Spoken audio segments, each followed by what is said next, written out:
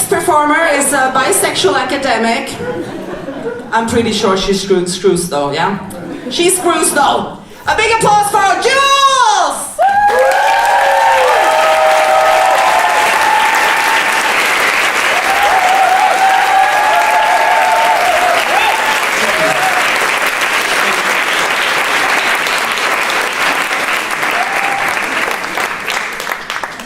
2018, in fact, December of 2018 was the year I finally went through with something I'd been longing to do for a long time, for many years. But yeah, this was the year, and this was the month that I finally got to visit Zagreb, Croatia. I'm glad nobody laughed at that.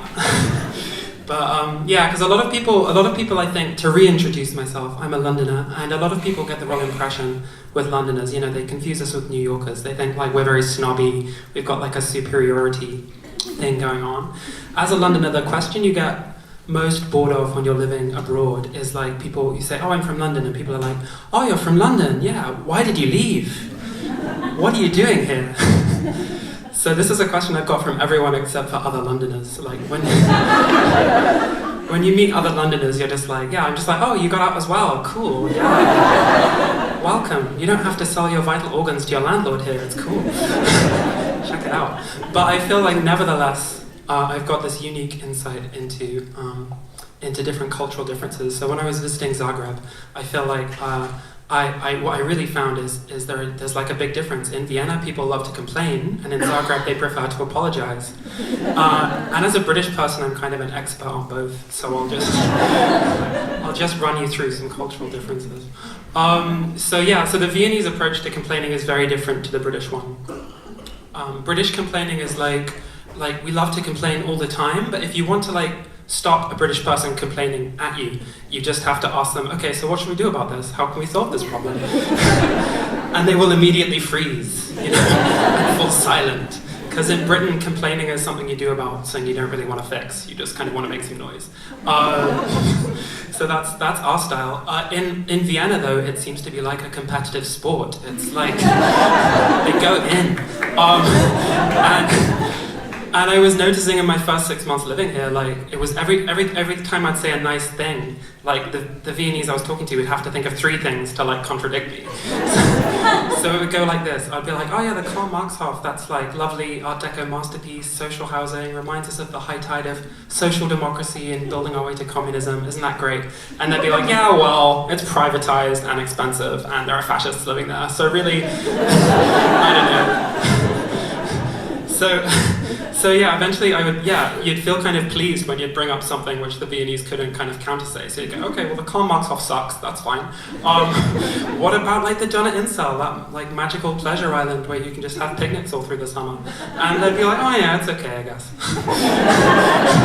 So that's when you know you'd made it. But then it started to make me think, as I kept on with this stuff, it started to make me think that maybe this is why Vienna's on number 1 on all of these standard of living rankings, it keeps on winning these things. So maybe they just nothing's good enough for them, so they complain until it's amazing.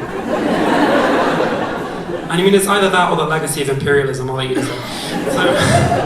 So anyway, speaking of which, so in Zagreb, people were just apologizing, and again, as a British person, I think I know apologizing. And famously, we're the country where you bump into a British person and they apologize to you. That's not a stereotype, it's actually true. So I was thinking, so what you'll notice though is that British people, we mostly do this, it's kind of a ploy, it's like a game. The British kind of national sport is avoiding conversations about your feelings.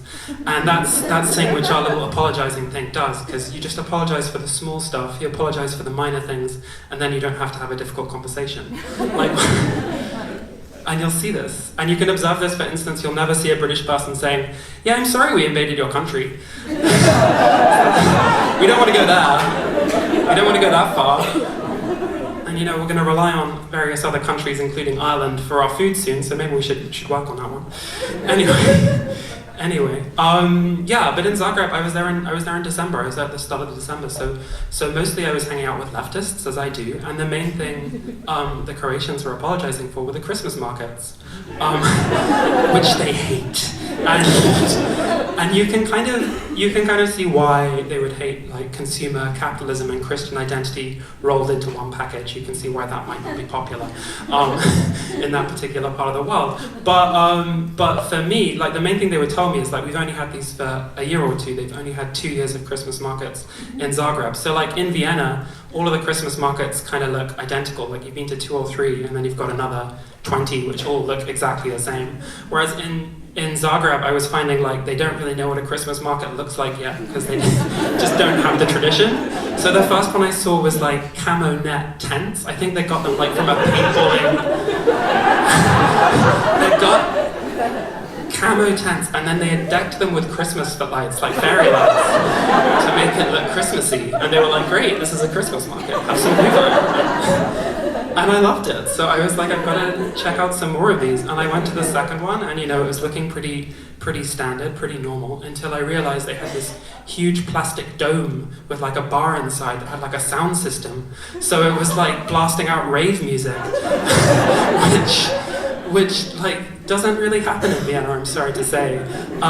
So I tried one more. I went to my third one, and this just had like loads of barrels with like open fires and people singing, and like all singing the same song. And again, I was just like, well, this is kind of cool. So the thing is with this singing, like this is something I knew before from like Viennese house parties. There's this time when things get a bit Baltic and it gets really loud. And I even found it like in a nightclub. So after I'd gone to these Christmas markets, I went to a nightclub, and the basement was just like teenagers playing traditional Croatian songs and singing really loud, to the extent that like when I was on my way home, I could hear them singing like over the sound system when I left the club.